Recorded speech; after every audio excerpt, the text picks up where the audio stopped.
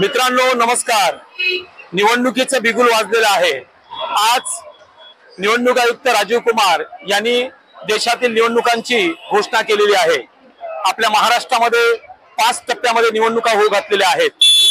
सुरुवातीचा टप्पा आहे 19 एप्रिल, 7 मे, 13 मे आणि शेवटचा टप्पा 20 मे। तर निकाल घोषित होण्याची तारीख आहे 4 जून।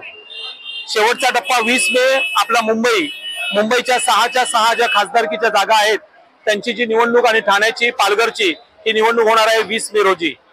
मित्रांनो देशातलं सगळ्यात मोठं युद्ध निवडणुकीचं युद्ध आजपासून सुरू होत आहे।